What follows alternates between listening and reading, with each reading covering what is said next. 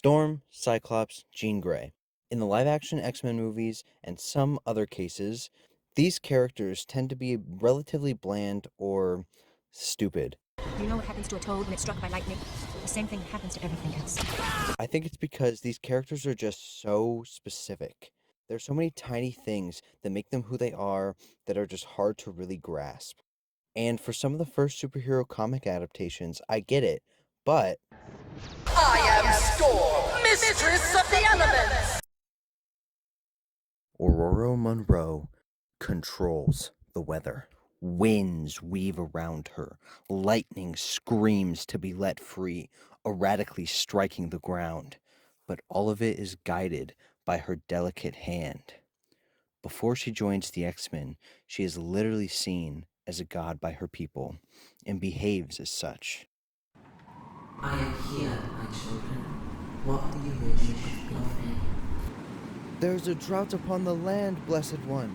Our crops wither, our grasses parch. I will do as you plead.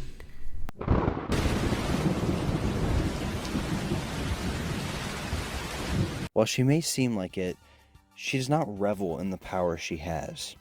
It's more that the nature of her power is so bombastic that it calls so much attention to her. So, us, together, you can't say it doesn't appeal to your sense of drama. The terrorist and the goddess, the devil. You think too highly of yourself. We are not gods or devils. We are people and we are what we choose. I think that even repentant, you are too enamored with what we're doing. I don't believe in violence. It's not like she's ashamed, though. She loves her powers. She feels every breeze as if it were alive. The weather is a great friend she's known since childhood. Her whole goddess shtick is in part just because she grew up with people believing that she was a god due to her powers, but is also used to scare off the enemy, make them surrender so she won't be forced to escalate the situation. Yes, her presence is commanding, but it is oh so careful. Every word she speaks seems to be picked so purposefully, so confidently, it just cuts through to the point.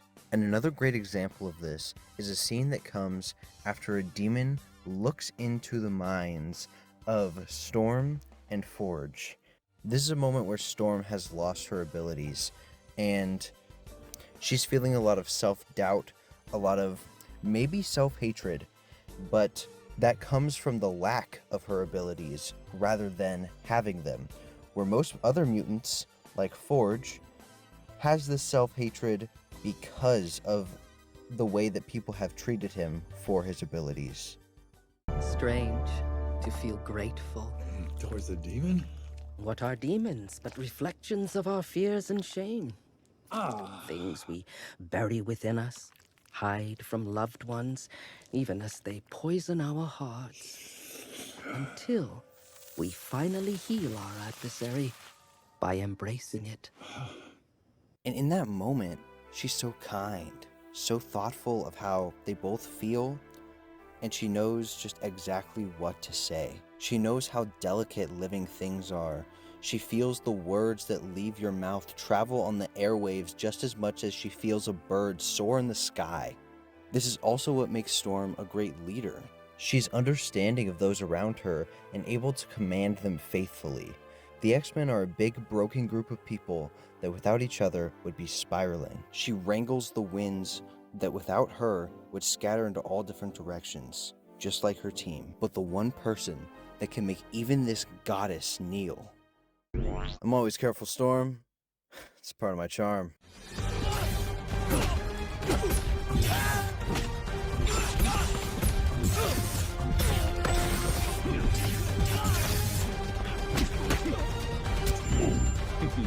Cyclops is a master tactician because he has to be. He's an expert fighter because he has to be. He's the leader of the X-Men because if he wasn't, he might just fall apart. During adolescence, destructive beams suddenly shoot out of his eyes, bursting a hole in the wall of his orphanage. Maybe he hurt someone. Maybe he even killed someone. All he knows is it hurts and it won't stop. This pain becomes constant, something he can never forget. From that point onward, Scott Summers is always on edge, trying to avoid another incident. He has to grow up quick. What used to be a gateway to the soul are now bringers of destruction. Jean never saw this. Xavier, Nova, they missed it because you made it disappear. Everything you are and everything you aren't hinges on this moment. The world is a terrifying place for some children. That lack of control, that fear of abandon, it was always in you. The only way to make sure you would always hold yourself together was to make it impossible not to. What is that boy doing, my love? Deciding. He's deciding that he will be in control. He's deciding that no one will ever be hurt again. Every moment and every little thing he does has to be carefully thought about, always thinking about what could go wrong and how to stop it. He forgets how to let go. But this also makes him a great leader to the X-Men. There's not a moment where he can relax, so he's always on his toes, strategizing for whatever comes next. The amount of mental fortitude he has to do that, it has to be unfathomable. He can't let his team get hurt, and he has to know their capabilities inside and out. Yet his inability to let go also hinders him in many ways. When he messes up, he takes it hard, but he adapts quickly and eventually comes back in full force. Any visual on Scott Summers? No, ma'am, not the answer I was looking for. We have to think 10 steps ahead of him. And how is that working out for you? Being 10 steps ahead of me. Scott Summers, you're under arrest. Sure I am. Hey, my people were attacked by mutant hunting sentinels again. Mutant hunting sentinels that S.H.I.E.L.D. bought and paid for. S.H.I.E.L.D. had nothing to do with it. Until you can prove to me that you are not even partially to blame for all of this madness against my people, consider us at war. You're trespassing on my ship. No, I'm not. Ma'am? I was just psychically assaulted. Go to Code Red. We're under attack. I said, go to Code Red. We're under... Your move, Mrs. Hill. That inability to let go also gives him a hard time with being open with people. That can make him come off as controlling to his team. It disrupts his personal life immensely. He's only dated psychics because the only people that know what he's feeling are people who can literally reach into the mind of Scott Summers. It's not because he doesn't want to be emotional or be emotionally involved. He reluctantly reaches out to Emma, who's a licensed therapist, but when she starts to manipulate him, he realizes it, but can't have the words to stand up for himself emotionally. He just can't be as active in his personal life as he is in the X-Men. But there are multiple times when the team is trying to calm down a self-destructive mutant, and Scott is the only one who knows what to say. In 60 seconds, the human black hole in that room will consume mainland China. Zorn, come back to us. I have a proposition for you. Your old life is over. There's a whole new world out there. And I think you can help us make it better and safer. Think of this in basic physics terms. You just have to shed some of that gravity to come back to us. It's not so hard, so lighten up. Think about all the theories which suggest that when a black hole collapses into itself, it becomes a white hole. Just imagine what you could do. Imagination is the only thing which can survive a gravitational collapse. I could have built heaven on earth, if only they let me. I could have laid the foundation stones of paradise here on earth. There's still time if you want it. I think these belong to you, Mr. Zorn. He can appeal to their humanity better than a psychic rummaging around in their head. He's good with the depressed because he knows how it feels. He wants to love and to be loved. He embraces his children for who they are, even though they're from another timeline, and spends time with them the way that he knows how, taking them on missions. He loves in his own way that can feel very distant, Scott Summers is a very conflicted man. There are only a few people that can really understand him. You're brooding. That's what I do best. It's time for a break. Stop being Cyclops. Try being Scott Summers. Who knows? You might even enjoy yourself. Jean, what are you doing? Open your eyes, Scott. Nothing will happen. I'm telekinetically helping your optic blast keep in check. I just wanted to see your face. That's all. You have a good face. Jean, hush. No questions now, my love. No words. Jean Grey is much more than just a love interest. She's what everyone needs. She knows just what you need to hear and how to comfort you. Her psychic abilities allow her to be the perfect therapist, but with it, of course, comes the invasiveness of reading your mind. Jean is the connective tissue of the team.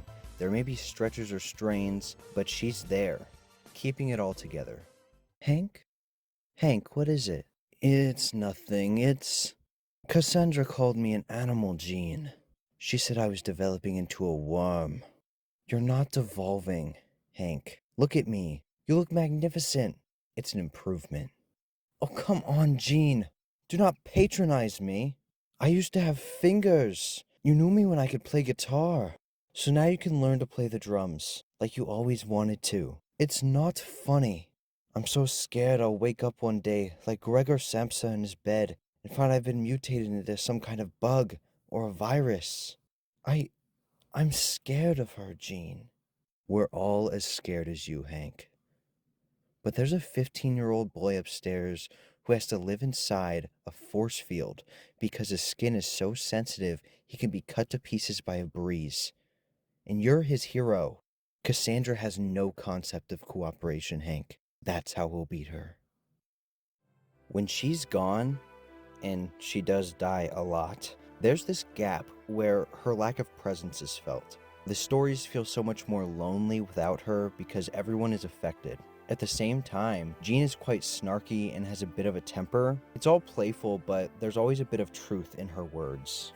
Being everyone's therapist and never your own builds up pressure for Jean, so sometimes she just has these moments where she lets all of it go. She can sometimes delight in the anger, this ability to let herself go, which makes her a perfect host for the Phoenix. It amplifies everything that you are, the love and the anger. Jean, it's not what you think. It's exactly what I think. Out! He came to me in a state of utter desolation, possessed by nothing more than the horror of his drab and empty marriage. It's just you and me now, Emma. Turn around and look at me. You, me, and the Phoenix. Jean, be reasonable, dear. You really don't know your own strength, and you can be inclined to shocking violence. I know exactly what I'm doing, Emma.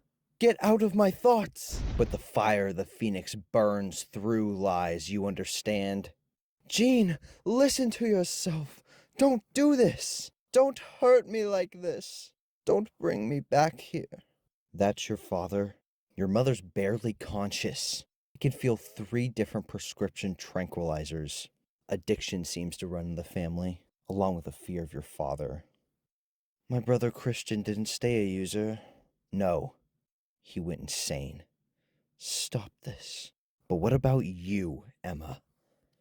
While the Phoenix is a part of her, I wish we'd see less of it because she is so much more than just that. I'm sick of reliving arcs of her becoming the Phoenix and dying.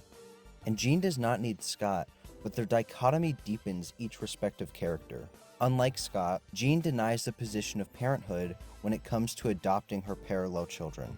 A different Jean had Rachel Summers. That is a different woman. She is her own woman and not the one that had that child.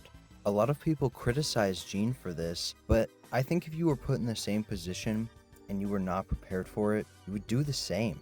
It may seem especially cruel from someone who is normally so caring, but she is denying this ingrained societal idea that women need to have kids and be a mother in order to have any kind of worth. She is one of the world's most powerful psychics. She has wielded the power that can stitch together the cosmos, and even after all that, kids are a little too much for her. So, Jean is either one of the best characters or kind of a nothing character. It's been a problem with her for a while, but quite a few adaptations get all of these major players wrong. There are just these little specific things about them that make them so distinct from other characters that are hard to stay true to.